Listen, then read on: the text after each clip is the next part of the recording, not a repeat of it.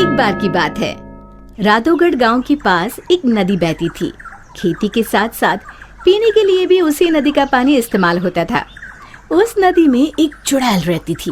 वो कुछ दिनों से लोगों को पानी नहीं भरने देती थी और बहुत परेशान करती। एक दिन, ए कमला, तूने मेरी चोटी क्यों खींची? पगला गई है क्या विमला? मैं भला तेरी चोटी क्यों खींचूंगी? झूठ मत बोल, यहाँ हम दो ही तो हैं। अरे अरे, वो देखो, हमारी मटकी का पानी कौन गिरा रहा है? रास्ते में उन्हें भुवन मिला, जो बैलों को पानी पिलाने नदी लेकर जा रहा था। क्या हुआ?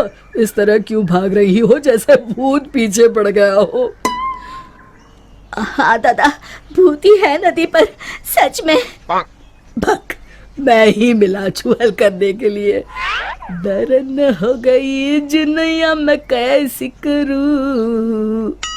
अरे क्या हुआ, ये बैल पानी क्यों नहीं पी रहे हैं? और अरे मेरी धोती कौन खींच रहा है? कहीं भूत भागो रे। इसी तरह एक दिन रामू वहाँ से जा रहा था। उसने देखा बीच धारा में एक औरत बड़े ही आराम से बैठी हुई है। तुम वहाँ क्यों बैठी हो? अरे बाहर आ जाओ, मरना है क्या? उसने पलटकर आदमी की तरफ देखा और फिर जोर से हंसी।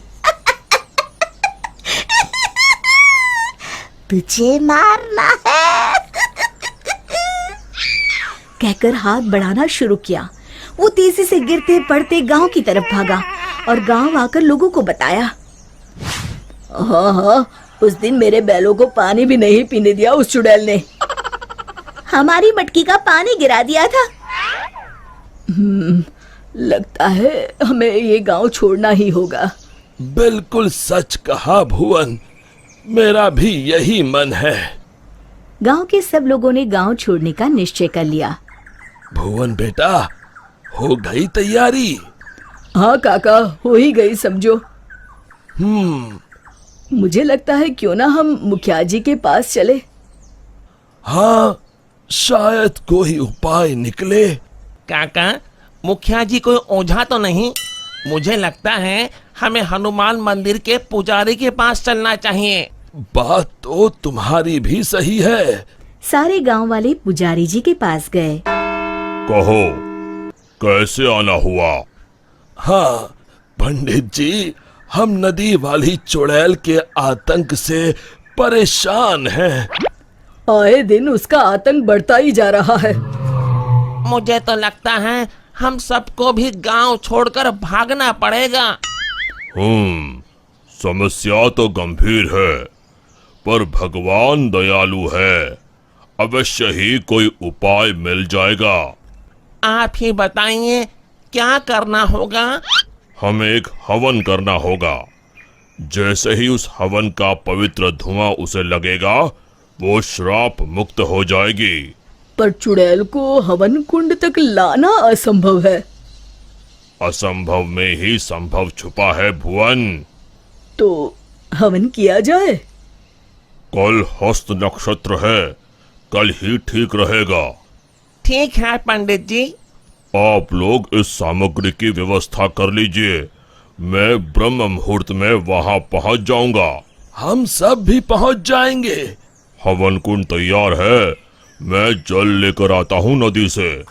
किसकी मौत आई है जो मुझे सोते ही जगाने चला आया? चुड़ैल जी, आप सोइए, मैं तो पूजा के लिए जल लेने आया हूँ। ये नदी मेरी है, इसका पानी भी मेरा, समझे? और हाँ, अपनी अकल को प्रसाद के जैसे बांटना बंद करो, समझे? पर क्यों चुड़ैल जी? क्योंकि मैंने ऐसे कहा। अब चुप, एकदम चुप। चुड़ैल जी, क्यों ना एक शर्त लगाई जाए। जो हारेगा उसे दूसरे की बात माननी पड़ेगी। बोलो, मंजूर है? तुम साधारण गांव वाले मुझ जैसी ताकतवर चुड़ैल से शर्त लगाओगे? चलो। चुड़ैल जी, पहले शर्त सुन तो लो। जितना तो मुझे ही है, फिर भी बता ही दो। अभी हम यहाँ नदी पर हवन पूजन कर रहे हैं, आपको उसमें आना होगा।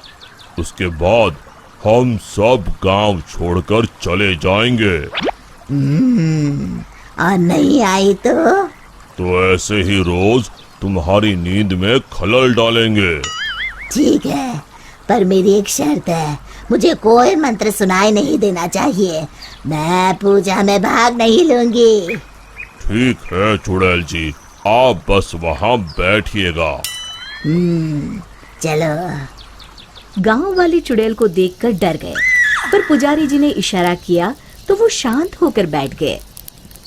जैसे ही पंडित जी ने आखिरी आहुति आग में डाली और धुआं चुड़ैल की तरफ गया, वो जलने लगी और जोर जोर से चीखने लगी। बचाओ, मैं जल रही हूँ, बचाओ, कोई बचाओ, मैं सबको खा जाऊंगी, किसी को नहीं छोड़ूंगी, बचाओ।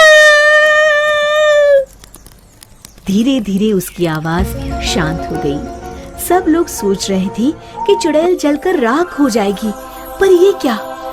उस डरावनी चुड़ैल की जगह पर एक खूबसूरत परी खड़ी थी। वो मुस्कुराते हुए बोली, मैं एक परी हूँ। एक शाप के कारण मुझे चुड़ैल बनना पड़ा। आज आपके कारण मैं शाप मुक्त हो गई हूँ। अब मैं परी लोग जाऊंगी। उससे पहले एक वरदान देना चाहती हूँ। मांगो, क्या मांगती हो? अगर कुछ देना है तो ऐसा वरदान दो कि इस नदी का पानी कभी न सूखे। तथास्तु कहकर परी उड़ गई। फिर सब खुशी खुशी रहने लगे। शिक्षा, समस्या की जड़ तक पहुँचे बिना हार नहीं मानना चाहिए। दोस्तों, हमें उम्मीद है कि आपको हमारी ये कहानी पसंद आई होगी। कृपया हमारे चैनल को सब्सक्राइब करें और सभी अपडेट्स के लिए बेल आइकन जरूर दबाएं। और हाँ, वीडियो लाइक और शेयर करना मत भूलिएगा। Bye bye.